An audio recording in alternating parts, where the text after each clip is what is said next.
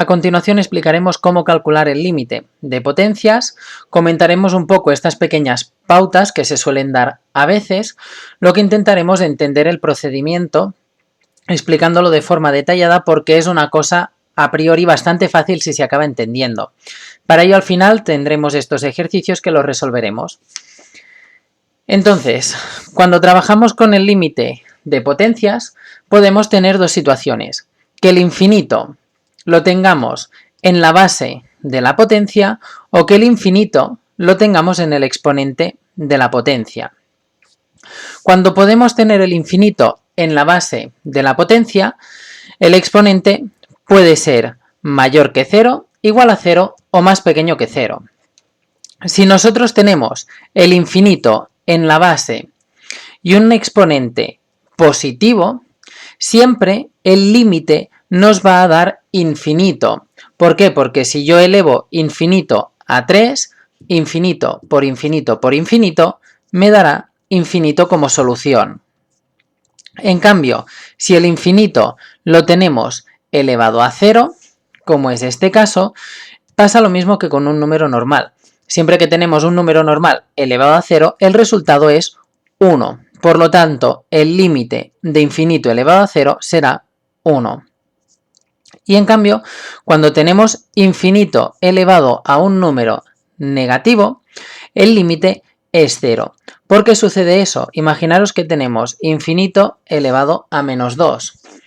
Si cambiamos el signo de esta potencia, nos queda 1 partido por infinito elevado a 2. Infinito elevado a 2 es infinito. Y 1 partido infinito, si hacemos esta división, 1 entre un número muy grande, el resultado va a ser 0. Por eso el límite de infinito elevado a un exponente negativo será 0, porque hacemos este cambio del signo de la potencia y al quedar el infinito dividiendo, el resultado será 0. En el segundo caso es cuando tenemos el infinito en el exponente de las potencias, cuando n tiende a infinito y n está aquí arriba. La base puede ser de tres tipos diferentes.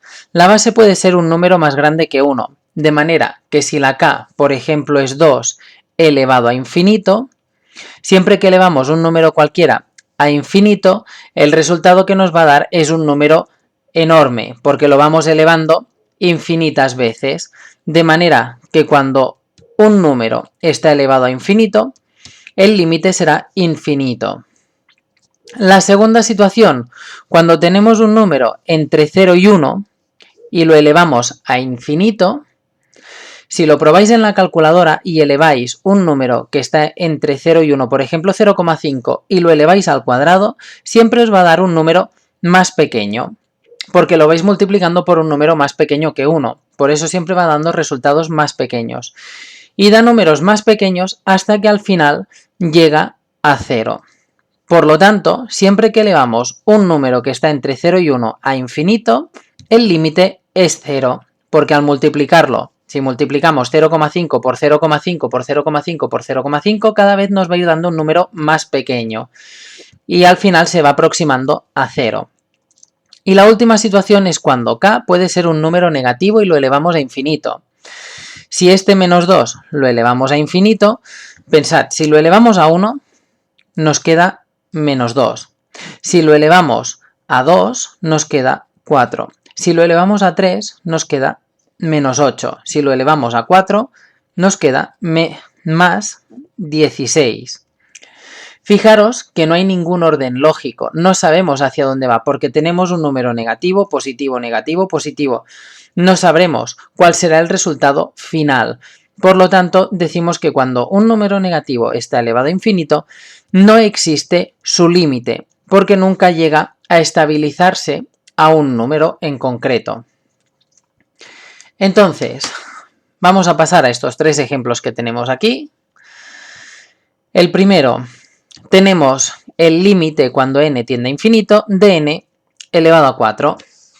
Como hemos dicho, sustituimos la n por infinito, es infinito elevado a 4, y si elevamos infinito a 4, infinito por infinito por infinito por infinito, el resultado será infinito.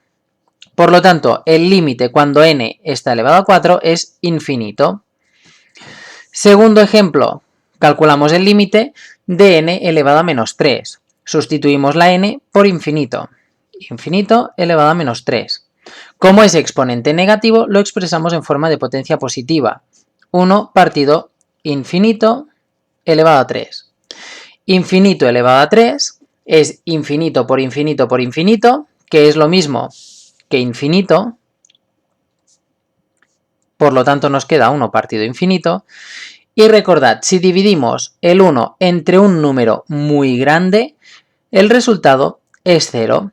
Pensad, por ejemplo, que tenemos un caramelo y lo queremos repartir entre un número muy grande, entre toda la población del mundo. Nos tocaría una parte tan pequeña que se puede considerar 0. Por eso 1 entre infinito es 0, de manera que el límite de n elevado a menos 3, cuando n tiende a infinito, será 0. El tercer ejemplo, el límite cuando n tiende a infinito de menos 5 elevado a infinito, de manera que será esto. Es el caso que teníamos antes. Cuando este número de aquí es impar, el resultado será negativo, y cuando el número de aquí es par, el resultado será positivo, de manera que nunca llegará a fijarse en un único número. Por lo tanto, este límite no existe, porque nunca llegará a obtenerse siempre el mismo resultado. Segundo ejemplo, el límite cuando n tiende a infinito de 1 medio elevado a n. Por lo tanto, 1 medio elevado a infinito. O lo que es lo mismo, 1 elevado a infinito partido 2 elevado a infinito. Si hacemos 1 elevado a infinito es 1 por 1 por 1 por 1 por 1, siempre nos va a quedar 1.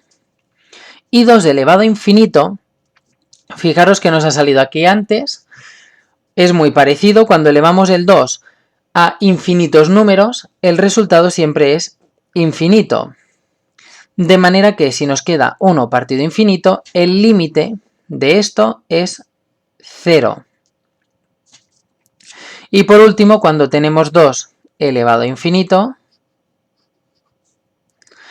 vamos elevando 2, como en el caso de aquí, infinitas veces, de manera que el resultado final será infinito. Por lo tanto, el límite de 2 elevado a infinito es infinito. Pero siempre lo bueno de esto es que podemos ir intentando buscar un poco la lógica y ver hacia dónde tienden los números, entendiendo un poco algunos conceptos, como lo de girarlo y que 1 partido infinito es 0, o ver que estos de aquí no siempre llegan al mismo resultado, o que por mucho que yo vaya elevando un número, nunca voy a tener una cantidad fija, sino que siempre voy a tener un número muy grande que es infinito.